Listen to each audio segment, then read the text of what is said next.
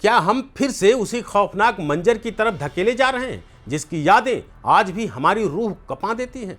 क्या 2020 और 21 की वो तड़पती सांसें, वो अस्पतालों के बाहर एम्बुलेंस की कतारें और वो अपनों के खोने का चीखता चिल्लाता दर्द, क्या प्रशासन फिर से उसी तबाही का इंतजार कर रहा है? जब जब कोई नई बीमारी दस्तक देती है तो हमारा हेल्थ सिस्टम अलर्ट मोड पर आने की बजाय खर्राटे क्यों भरने लगता है? क्या आम जनता की जान की कीमत इस देश और राज्य में सिर्फ एक आंकड़े से ज्यादा कुछ नहीं है?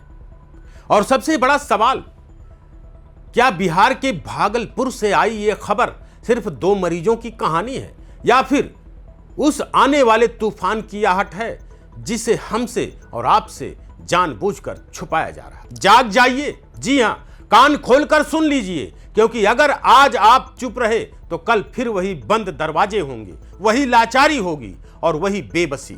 नमस्कार, आप देख रहे हैं YBN बिहार झारखंड और मैं हूं अजीत आनंद। भागलपुर में पिछले 48 घंटों के अंदर जो कुछ भी घटा है वो कोई मामूली घटना नहीं है। यह सीधे सीधे उस सोए हुए स्वास्थ्य महकमे के गाल पर एक करारा तमाचा है जो कागजों में तो बड़े बड़े दावे करता है, लेकिन जब जमीन पर वायरस पांव पसारने लगता है तो हाथ पांव फूल जाते हैं। 48 घंटे, जी हां, महज 48 घंटे, और एक के बाद एक 2 जिंदगियां अस्पताल के आइसोलेशन वार्ड में कैद हो गईं। आखिर क्या छुपाया जा रहा है हमसे? क्या स्वास्थ्य विभाग सिर्फ तमाशा देख रहा है? जब एक घर के अंदर वायरस अपना शिकंजा कस चुका है तो क्या पूरे शहर को खतरे के मुहाने पर लाकर खड़ा नहीं कर दिया गया? आज सवाल पूछना पड़ेगा, आज आवाज उठानी पड़ेगी, क्योंकि अगर सवाल नहीं पूछा तो कल अपनों को बचाने के लिए फिर से ऑक्सीजन सिलेंडर ढोने की नौबत आ जाएगी। साथियों, जब भी कोई महामारी दस्तक देती है तो सबसे पहले होता क्या है? अफवाहें फैलती हैं, डर फैलता है, लेकिन इस डर के पीछे जो असली सच्चाई होती है उसे दबाने की कोशिश की जाती है। भागलपुर में जो माहौल पिछले 2 दिनों से बन रहा है वो यूं ही नहीं है। सोचिए, एक इंसान जिसे अचानक से तेज बुखार आता है, शरीर टूटने लगता है, घरेलू दवाएं काम करना बंद कर देती हैं, परिजन आनन फानन में उसे अस्पताल ले जाते हैं, वहां डॉक्टरों के हाथ पांव फूल जाते हैं और टेस्ट रिपोर्ट आते ही अस्पताल परिसर में सन्नाटा पसर जाता है। असली खौफ तो तब शुरू होता है जब उस एक मरीज के संपर्क में आए दूसरे इंसान के शरीर में भी वही लक्षण दिखने लगते हैं। बुखार इतना तेज कि पसीने छूट जाएं, सांस लेने में तकलीफ और शरीर में असहनीय दर्द।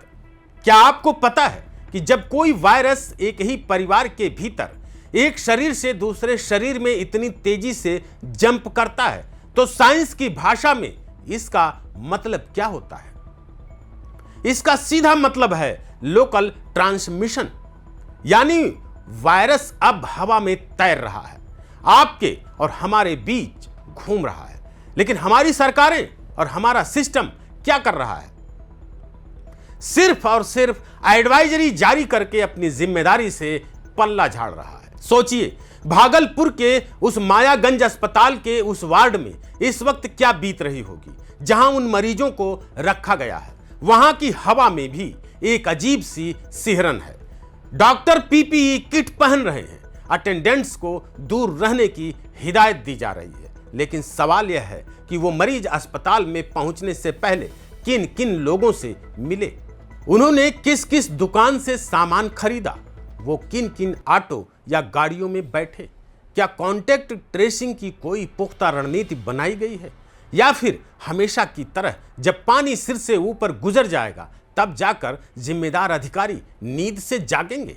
लेकिन ठहरिए, घबराइए मत, लेकिन सतर्क जरूर हो जाइए, क्योंकि जो खबर हम आपको आगे बताने जा रहे हैं वो भागलपुर की उस पूरी ग्राउंड रिपोर्ट की पोल खोल कर रख देगी।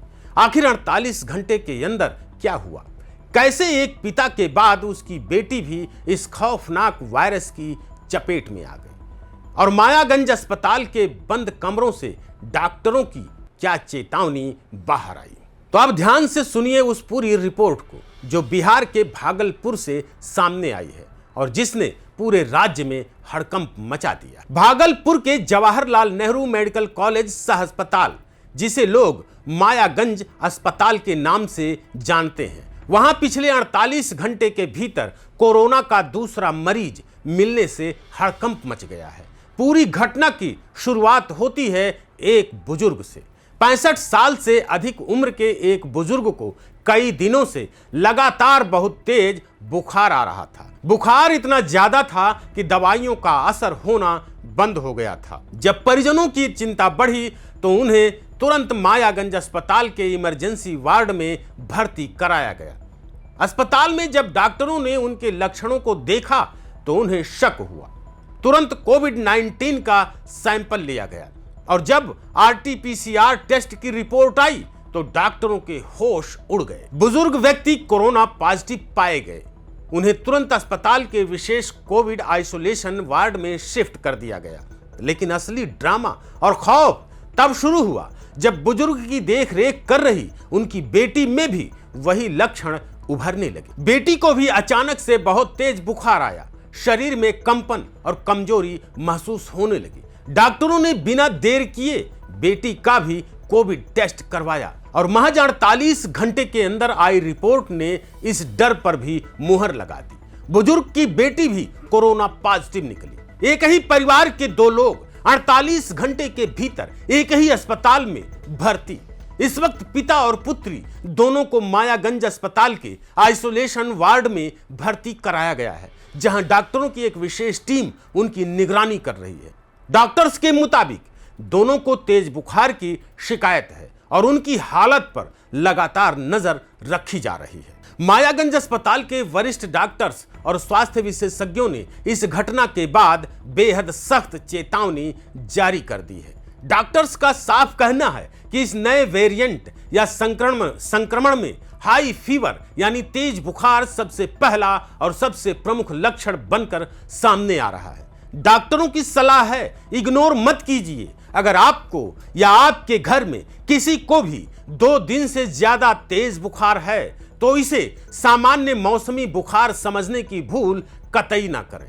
तुरंत टेस्ट करवाएं। बिना डॉक्टर की सलाह के खुद से एंटीबायोटिक या बुखार की दवाएं बिल्कुल न खाएं। नजदीकी स्वास्थ्य केंद्र जाकर तुरंत जांच करवाएं। मास्क और दूरी, भीड़ भाड़ वाले इलाकों में जाने से बचें और मास्क पहनना फिर से शुरू करें क्योंकि वायरस आपके आसपास हो सकता है। साथियों, भागलपुर की यह घटना कोई अकेली नहीं है। यह हमारे लिए एक वेकअप कॉल है। अगर हमने अब भी लापरवाही बरती, अगर हमने मास्क और सैनिटाइजर को गुजरे जमाने की बात समझकर छोड़ दिया तो इसका खामियाजा पूरे बिहार और देश को भुगतना पड़ सकता है। सरकार और स्वास्थ्य विभाग को भी अब कागजी बैठकों से बाहर निकलकर अस्पतालों में ऑक्सीजन, बेड और दवाओं की उपलब्धता को सुनिश्चित करना होगा ताकि इतिहास खुद को दोहरा ना सके। अब आपकी क्या राय है? क्या आपको लगता है कि बिहार का स्वास्थ्य विभाग इस नई चुनौती से निपटने के लिए तैयार है? क्या आपके इलाके के अस्पतालों में तैयारियां पूरी हैं? अपनी राय नीचे कमेंट बॉक्स में जरूर लिखें। वीडियो को बिहार और भागलपुर के हर एक नागरिक तक शेयर कीजिए ताकि ज्यादा से ज्यादा लोग जागरूक हो सकें और समय रहते सतर्क हो जाएं। सुरक्षित रहिए, अपना और अपने परिवार का ख्याल रखिए। नमस्कार।